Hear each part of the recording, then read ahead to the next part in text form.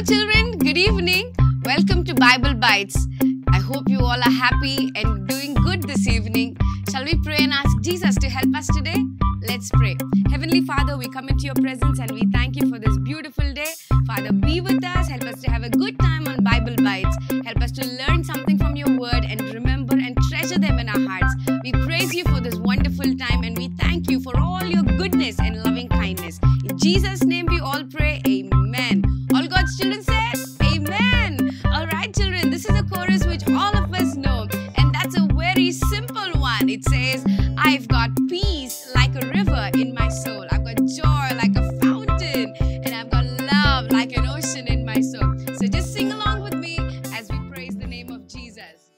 I've got peace like a river. I've got peace like a river. I've got peace like a river in my soul.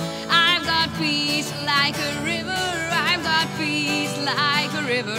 I've got peace like a river in my soul. I've got joy like a fountain. I've got joy like a fountain. I've got joy like a fountain in my soul. I've got joy like a fountain. I've got joy like a fountain. I've got joy like a fountain in my soul. I've got love like an ocean. I've got love like an ocean. I've got love like an ocean in my soul. I've got love like an ocean. I've got love like an ocean. I've got love like an ocean in my soul. One last time. I've got peace like a river. I've got peace like a river. I've got peace like a river in my soul. I've got peace like a river. I got peace like a river. I've got peace like a river in my soul. Well, children, we have peace like a river, joy like a fountain, and love like an ocean when we have Jesus in our hearts. Good job, children. Children, it's time for Golden Nugget.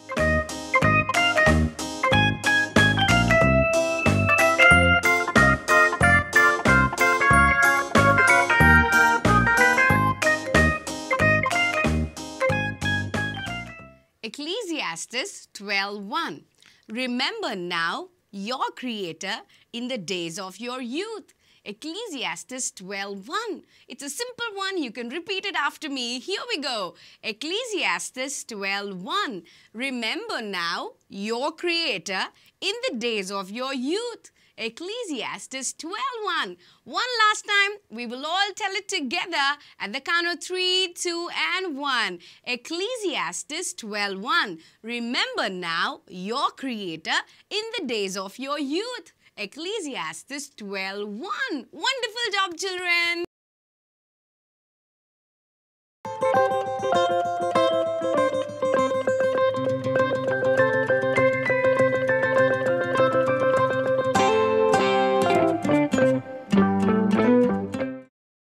Alright children, I hope you are happy to listen to a new lesson today. Of course, we are going to start a new one today.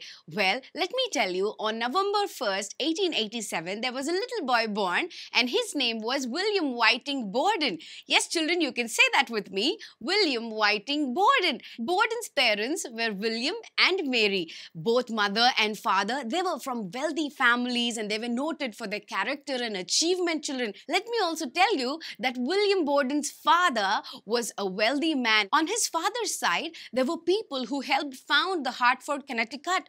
Yes, children. And on his mother's side, Mary's parents, they came over on the Mayflower. That was the then great ship, children, where people traveled from one end to the other as pilgrims and they wanted to be devout Christians. So, children, there were so many things that, Borden's parents were proud about. They could be proud about and they could be happy about. But let me me tell you, children, William Whiting Borden's father was a businessman, children. And William Whiting Borden's mother, she was a very devout Christian. That means she learned to pray. She learned to read her Bible. She would believe in Jesus. She would attend church. So it was more of William Borden's mother's influence on William than his father, children. William Borden's father was a businessman and he was pretty rich and wealthy, children. Do you know why? Because at that time, he owned his own company and the name of his company was Borden Condensed Milk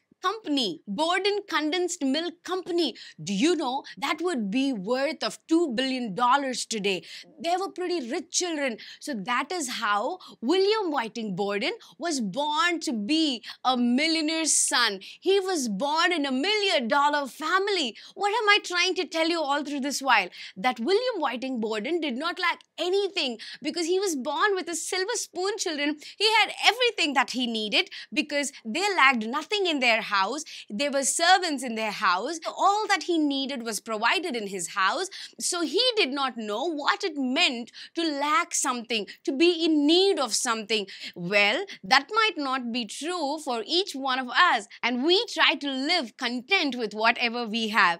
Well, children, like all of us, William too went to a school. There was no other option. And he went to a high school in Pennsylvania.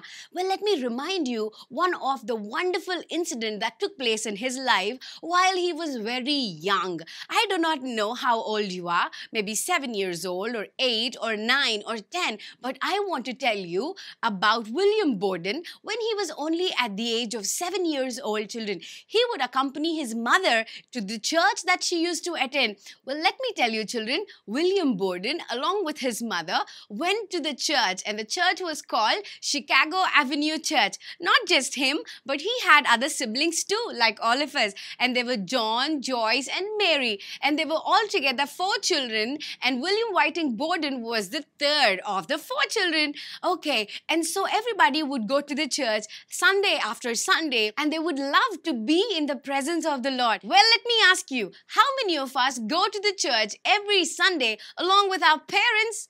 We should go, children. That is very good. Okay, so William Whiting Borden went to the church along with his mother. Well, let me tell you, at the age of 7, there was something wonderful that happened in his life. One Sunday, like every Sunday, he was sitting in his church along with his mother, and there were so many other people around him, and they were all listening to a preacher preaching about Jesus. And the name of the preacher was Dr. R.A. Torrey. Okay, maybe you can remember Dr. Torrey. As Torrey was preaching, he was talking about the love of Jesus. He was telling everybody and showing from the scriptures, the Bible, what Jesus did for us and how much he loved us and what he did to save our souls. Well, children, let me also remind all of you what Jesus did for all of us. He was telling everybody that Jesus so loved us, that God so loved us, and he gave his only son, Lord Jesus Christ, because he loves you and because he loves me. Well, children, we did sing the song, I've got peace like a river, I've got joy like a fountain, I've got love like an ocean in my soul. Well, that can be true only if we have Jesus in our hearts. These are the kind of words Dr. Torrey was preaching, and he was telling, because all of us are sinful, you and I, we are all bad from the inside. We have bad thoughts, we speak bad words,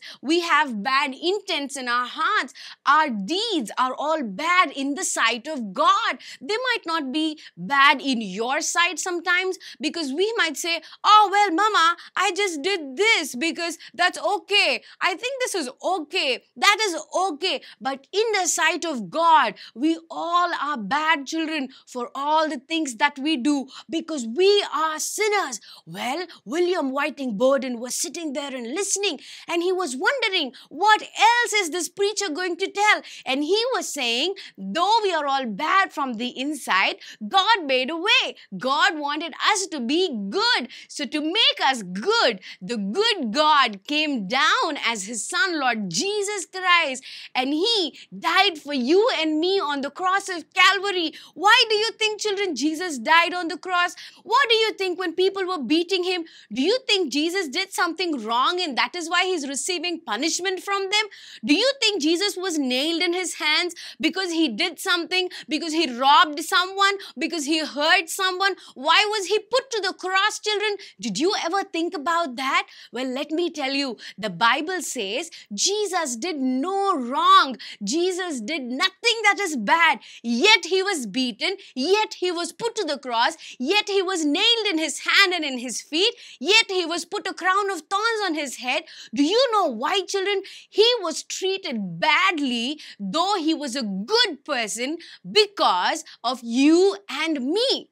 Well, did you ever think about that? Yes, children, because of me, Jesus was put on the cross.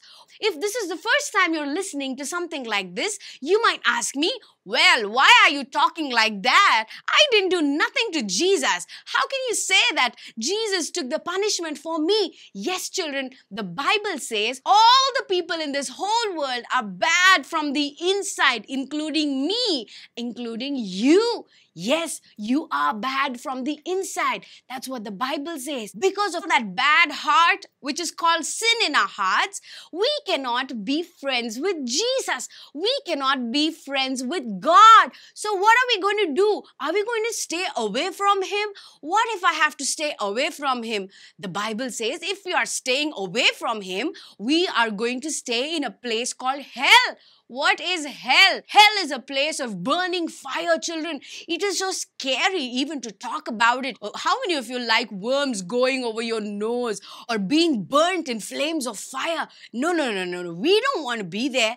I don't want to be there. Absolutely not, children. In fact, it terrifies us. Oh, we just can't go to such a place. But let me tell you, I don't want to scare you, children, but I just want to remind you that we can be friends with God. And how can we be friends with God with a bad heart? Well, that is why Jesus was put to the cross, because he took the punishment for your sin and my sin. To take away all that is bad from your heart, Jesus took the punishment. Do you remember the times you lied? Do you remember the times you robbed your mama's bag? Do you remember the times you disobeyed your teacher?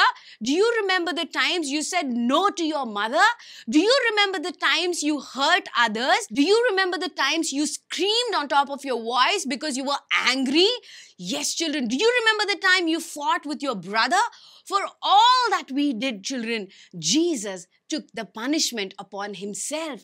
And much more than that, of all the sin of the whole world, you and I were supposed to be punished because of the bad heart that we have. We are supposed to receive all the beatings, all the punishment that we deserve because we have done something wrong. But the Bible says God loved us so much that he did not want us to take the punishment. He did not want you to take the punishment, children. But then he thought, well, I will let my son take the punishment on behalf of you so that you could be free, so that you could be a friend of Jesus.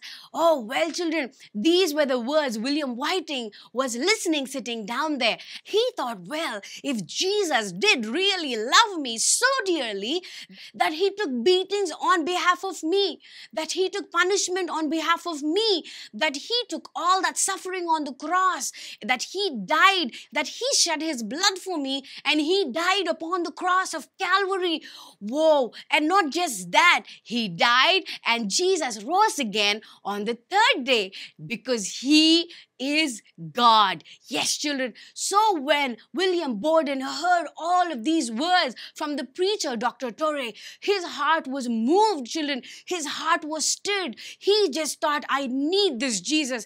I need to give my life to Jesus, because the preacher was asking everybody. He was challenging the people all around. He was asking them to fully give their lives to Jesus. He was challenging people to give their hearts to Jesus. And he was saying, you need to live your lives into in total surrender to Jesus Christ. There were many people who stood up, children, for prayer, and they said, I want to fully give my life to Jesus, and I want Jesus to be my Savior, and I want Jesus to be my Lord. And everybody was just praying, and then to their surprise, they saw a young boy stand up and walk towards the dais for prayer. Who is this young boy? There were some elderly people, and they were just looking at the little boy, and they were smiling. What is this little boy going to do? Did he really understand all that was being told?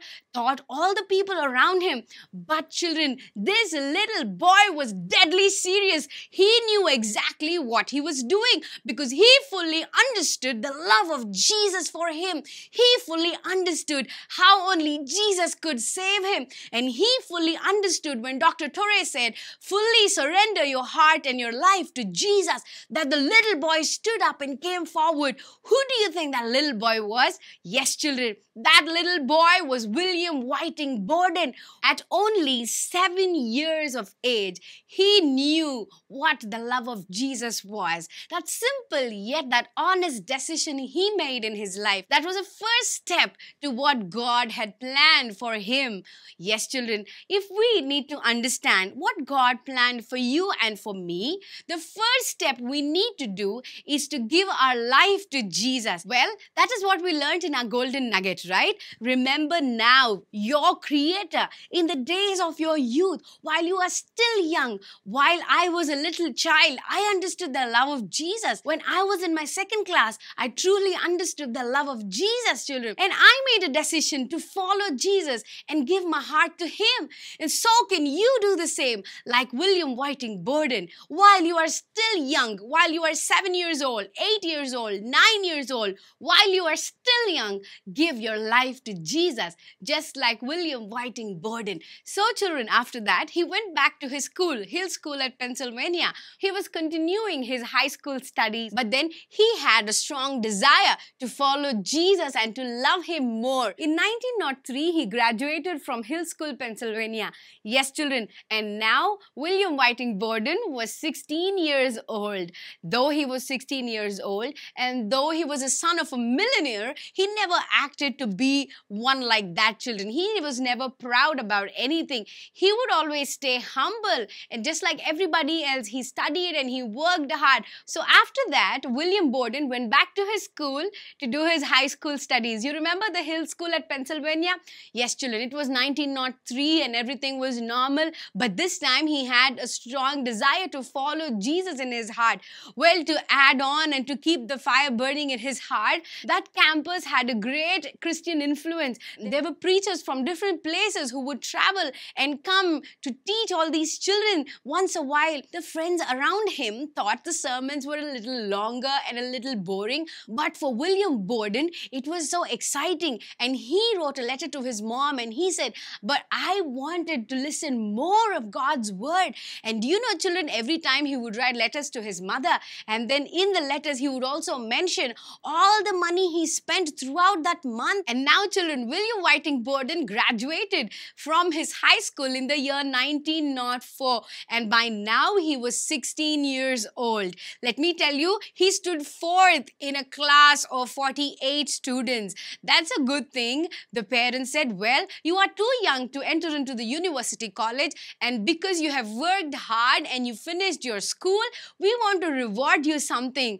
What do you think that reward was? It was truly amazing, children. The parents, you know, William and Mary Borden, they come up with something in their hands and they said, well, Borden, because you did a good job, here is your reward. And they said, we want you to go on a world tour and just have some good time and come back. So William Borden was so excited. He thought he could have all the fun in the world. He thought he could go see new places, meet new people, find the amazing things which are around the world. And so off they sailed from from San Francisco on 1904 September, children. His traveling companion, meaning friend, was Walter Edmond. Yes, children, we can remember him as Walt, okay? And so he was a graduate from the Princeton University. He was a bit elder to Borden, but still he became a good friend with William Borden, and together they were there on the ship and they were going to different places.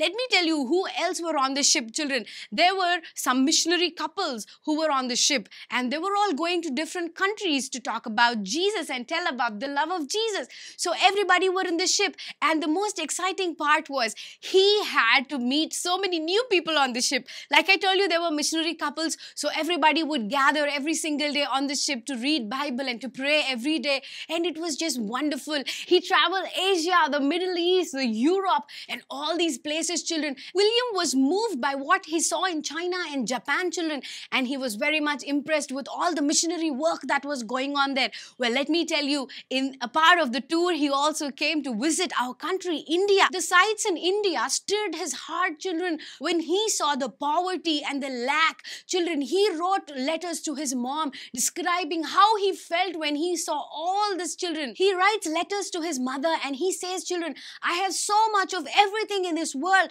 but there are so many millions who have nothing and they live in darkness. Yes, children, without Jesus, people truly live in darkness. And again, he wrote to his mother saying, I think the only thing that I'm going to do in the coming few years is that I'm going to prepare for a foreign field. I want to become a missionary. That is what he wrote, children. And from Rome, he writes, children, Mother, I know I'm not prepared yet, but at least in the coming 4 to 5 years, I will be able to prepare myself to be a missionary. And William Borden thought that this world trip was not just a trip, it was more than sightseeing. He thought that God was preparing him for a bigger work in the coming days. And he says, children, the best thing he did in the ship was to pray every day and read the Bible every day along with Walt in the ship. And during his journey on the ship, children, he came across and he happened to read a book on missions, and that was written by Robert Spear. And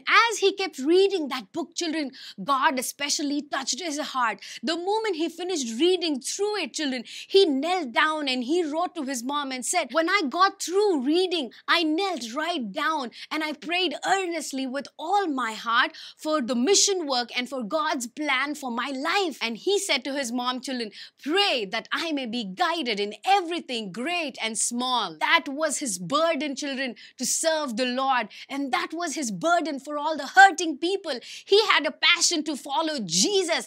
And let me tell you, the moment he sent these letters to his mom, well, back there, children, as soon as his mother received his letters and opened up the envelopes and read all that William Whiting Borden wrote to his mother, she was so happy. She had joy in her heart because I told you, his mother was a person who followed Jesus with all her heart. So she was so happy to read all about that. But let me tell you, children, she also took the opportunity to read out the letters in front of William's father. And the moment she read the words of William saying, Mother, pray for me that I want to become a missionary for the rest of my life. As she kept reading these words from the letters, do you know, children, the father, William Borden, was so furious. He was angry and he thought, how is it that he is going to talk like that? Well, he's only 21 years old now. Ask him to come back and then we will decide on what he wants to do. He was very upset, children. He did not want William Borden to become a missionary. He did not want William Borden to go and serve the people elsewhere because he was a wealthy man, right? They had a big company called the Borden Condensed Milk Company and they were millionaires. And why do you think William had to leave all of his wealth and all of his inheritance which he obtained from his father and go to some far off country? That would be foolish to anybody, isn't that, children? So William Borden's father was very upset. Well, children, let us see what decision William Borden took after he had a conversation with his father. Do you think his father would have scolded him and said, you're not going to go anywhere. You will stay right here and continue your education? Or will William get the opportunity to go out and become a missionary? We will learn about that in our next lesson. But for today, let us remember the golden nugget. It was Ecclesiastes Ecclesiastes 12:1. Remember now your Creator in the days of your youth. So why don't you, like William Borden, give your life to Jesus, give your heart to Jesus while you are still young, and make that small decision to know God's great plans for your life. Let us pray. Dear Lord Jesus, we thank you for this wonderful lesson of William Whiting Borden. Thank you because we could learn that William gave his life to you while he was only 7 years old. Bless this word for each one of us. We give you thanks. In Jesus' name we all pray. Amen. And all God's children said, Amen. All right, children, I will see you again next week on Bible Bites. Until then, God be with you all. Bye-bye.